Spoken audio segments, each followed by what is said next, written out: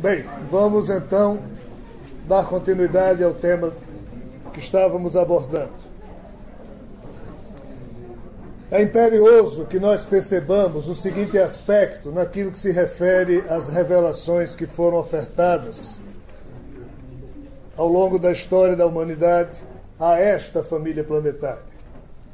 Quando nós, adultos, vamos conversar com uma criança e pretendemos explicar a essa criança algum assunto complexo, o que é que a gente faz? Alguns de nós têm até aquela mania de começar a já falar como criancinha e já ficar falando assim, porque nós usamos de 1001 artifícios para tentar nos fazer entender a uma criança, junto a uma criança. Se você for explicar o funcionamento de uma central atômica a uma criança, e qual a sua função, se você for explicar o funcionamento de um computador, ou seja, você não vai conseguir. Por mais inteligente que você seja, você pode ser gênio em todas as matérias, mas na hora que você vai explicar uma delas a alguma criança, você não tem nem como estabelecer um padrão de feedback para ver se a criança está entendendo, porque além dela não conseguir assimilar, ela também não vai saber expressar. Então, entendamos que quando nós queremos fazer uma revelação a uma criança, nós, às vezes, nem temos como. Obrigado. Quando nós vamos receber uma revelação de seres de fora ou de amigos espirituais, é impressionante como esses seres de fora e esses amigos espirituais, como eles se esforçam, como eles planejam, como isso é objeto de muita fofoca no outro lado, de muito encontro lá no setor leste do purgatório, tomando um bom vinho e criando a afinidade entre os espíritos que vão semear junto àquele médium ou aquela médium ou aqueles repassadores, porque a coisa não é tão simples.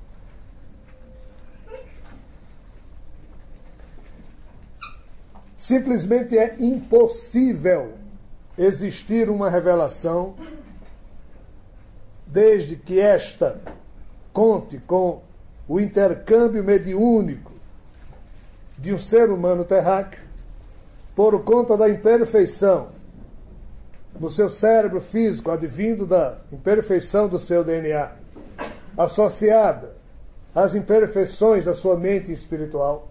Simplesmente é impossível para quem quer que seja do outro lado da vida, sejam os nossos irmãos de outros orbes, de outros mundos, de outras realidades, como também sejam os nossos amigos espirituais.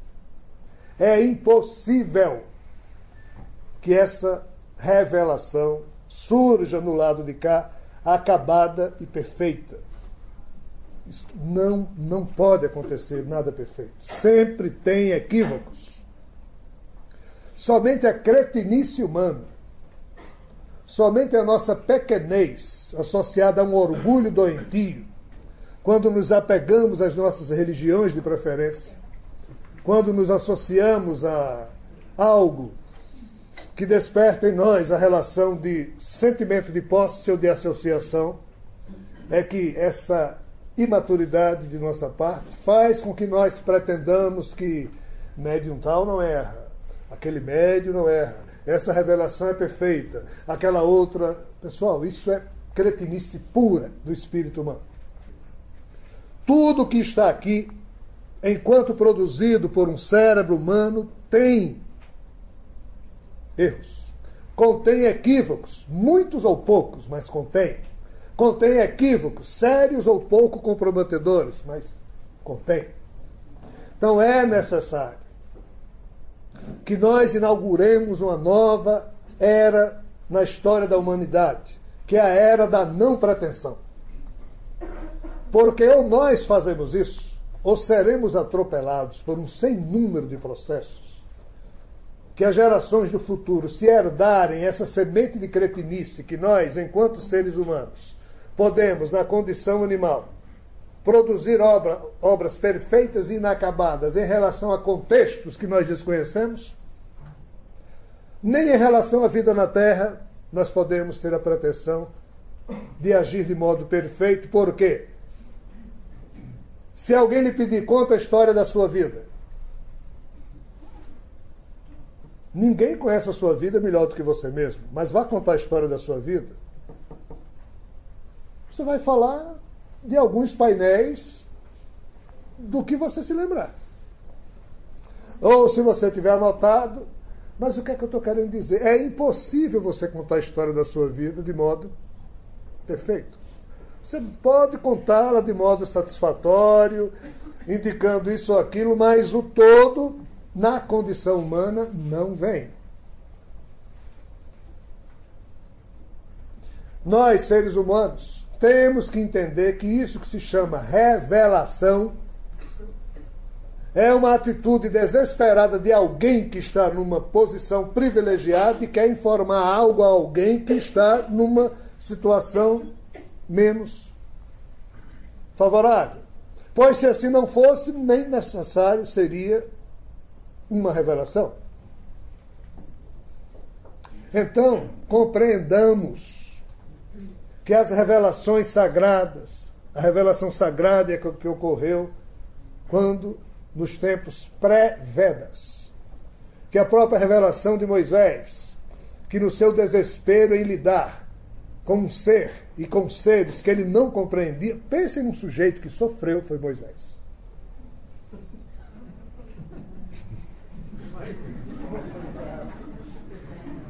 Sofreu um bocado, coitado.